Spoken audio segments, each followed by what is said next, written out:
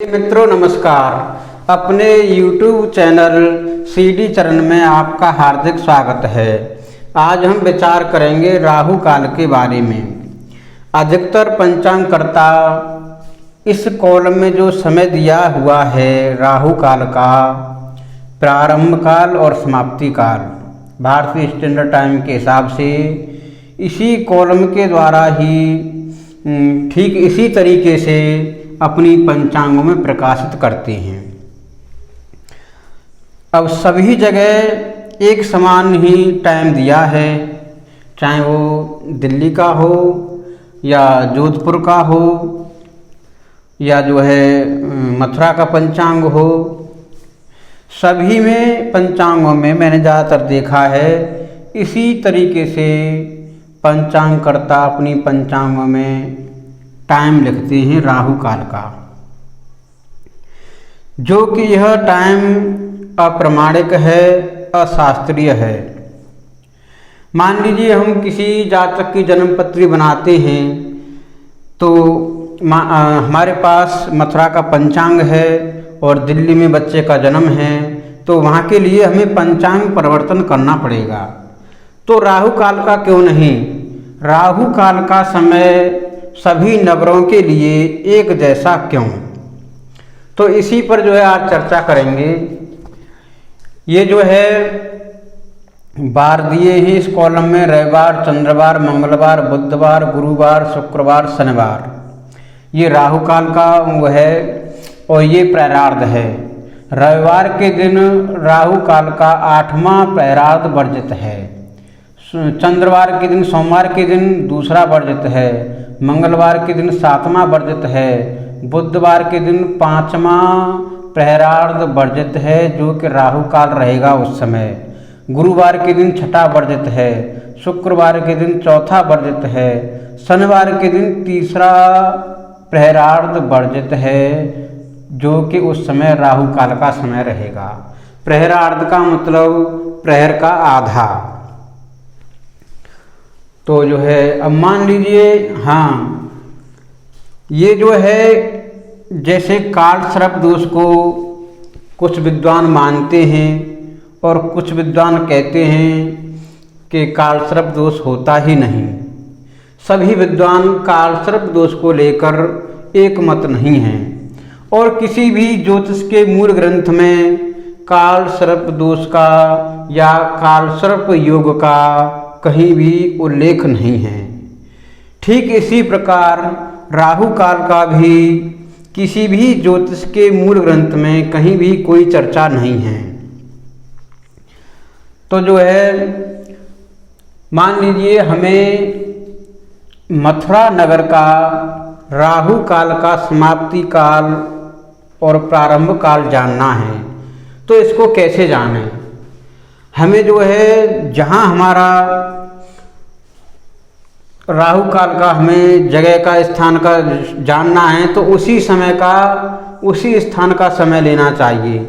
मान लीजिए हमें दिल्ली का राहु काल जानना है, प्रारंभ और समाप्ति काल, तो दिल्ली के समय का ही हम प्रयोग करें। तो इसीलिए जैसे मथुरा नगर का हमें जो है राहु काल का प्रारंभ और समाप्ति काल जानना है, तो इसके लिए हमें मान लीजिए दिनांक 17 अप्रैल 2021 में शनिवार के दिन हमें राहु काल का प्रारंभ काल और समाप्ति काल जानना है। तो सबसे पहले हमें सूर्य उदय की ज़रूरत पड़ेगी और सूर्य अस्त की ज़रूरत पड़ेगी। तो पंचांग में हमने देखा तो उस दिन है सूर्य उदय 5:57 पर और सूर्य अस्त हैं 18:41 पर स्टैंडर्ड टाइम के आधार से। और दूसरे तरीके से देखें तो शाम के 6:41 होती हैं। अब इस सूर्य अस्त में से हमें सूर्य उदय माइनस करने होंगे, क्योंकि हमें दिनमान ज्ञात करना है। तो 18:41 माइनस 5 घंटे 57 मिनट, तो 41 मिनट में से 57 मिनट माइनस नहीं होंगी, इसीलिए 60 मिनट हम यहाँ इस 41 मिनट में प्लस कर देते हैं, तो बराबर हो जाएगा 101 मिनट। 101 मिनट में से 57 मिनट हमने माइनस किए तो हमें 44 मिनट प्राप्त हुए। और यहाँ पर रह गए 17, 7 में से 5 गए तो 2, 1 का 1, 12 घंटे 44 मिनट मथुरा नगर का दिनांक 17/4/2021 में दिनमान प्राप्त हुआ। अब इस दिनमान के हमें घटीपल बनाने हैं, तो घटीपल बनाने के लिए 2.5 का गुना करना होता है। इसका सीधा तरीका है 44 44 2 बार, इसका आधा 22 1 बार, 12 12 2 बार, इसका आधा 6 1 बार। तो 4 दूनी 8 और 2 10 की 0, हासिल लागी 1, 4 और 4 8 और 2 10 और हासिल का 1 11, 1 से 1 10 पल, 12 और 12 24 और 6 30, 30 घटी 1 से 10 पल हमको प्राप्त हुए।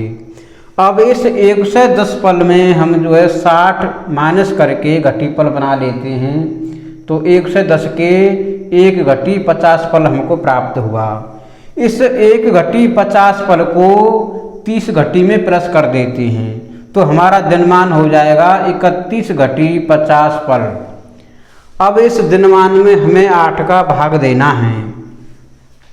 यहाँ पर हमने लिख दिया 31 घटी 8 का भाग देते हैं, तो 8 दिया 24, शेष बचा 7, और इस 7 को हम जो है इस 50 पल में प्लस कर देते हैं, तो 57, 7 प्लस 50 बराबर 57।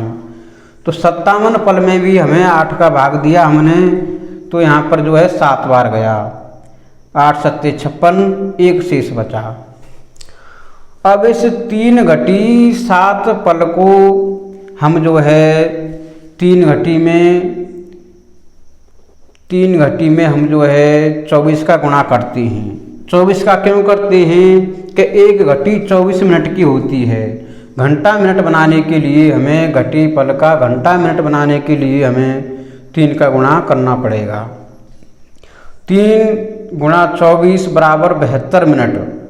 72 मिनट हमें यहाँ से मिली, और जो है 72 में से 60 मिनट माइनस करते हैं, तो 1 घंटा 12 मिनट हमें जो 3 का गुणा करने पर 24 में 1 घंटा 12 मिनट प्राप्त हुई।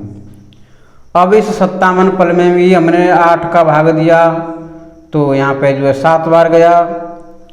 अब 7 पल यहाँ पे जो है 3 मिनट हमें यहाँ से मिली। वैसे 7.5 पल होना चाहिए, इसमें कोई बात नहीं, 3 मिनट हम सीधे सीधे ले लेते हैं।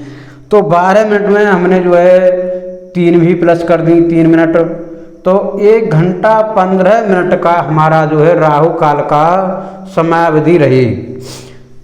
इसकी जो है राहु काल की समयावधि इससे कम हो सकती है, इससे ज़्यादा भी हो सकती है, और हमें जो ले लेते हैं सीधे सीधे 1.5 घंटा की, 1.5 घंटा का एक राहु काल का समय मानकर चलते हैं।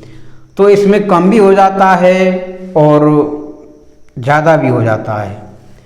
अब हमने जो है मथुरा नगर के सूर्योदय में 5:57 में और जो है 1 घंटा 15 मिनट का जो राहु काल की अवधि है वो हमने प्लस किया।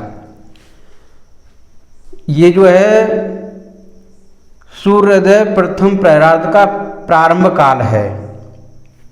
तो हमारा जो उस दिन शनिवार है तो 3 बार प्लस करेंगे हम।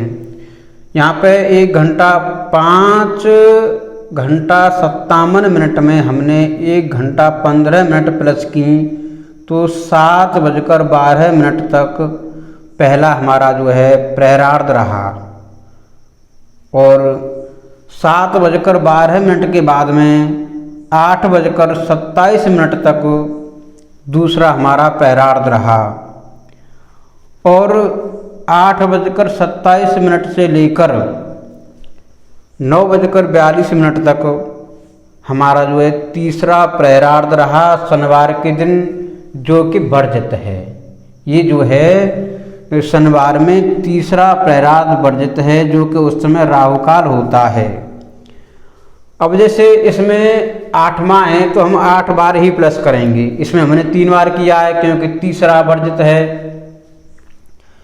इसी तरीके से आप अपने नगर स्थान का राहु काल का प्रारंभ समय और समाप्ति समय जान सकते हैं। ठीक इसी तरीके से हमें जो है गणित करके दिन का प्रतिदिन का हमें जो है ज्ञान कर लेना चाहिए राहु काल का। ये नहीं है कि सीधे सीधे आपने जो इसी तरीके से लिख दिया, हर जगह एक जैसा समय मान्य नहीं होगा। अब 1.5 घंटे के करते हैं हम, उस तरीके से करते हैं 1.5 घंटा प्लस करके 1.5 घंटा प्लस करके तो 9:57 तक रहेगा तीसरा प्रायराध, तो 15 मिनट का फर्क तो यही रह गया इसमें। तो इसीलिए ये जो शुद्ध है, इस तरीके से आप अपने नगर का राहु काल के बारे में जान सकते हैं। वीडियो को शेयर करें, लाइक करें, चैनल सब्सक्राइब करें। नमस्कार।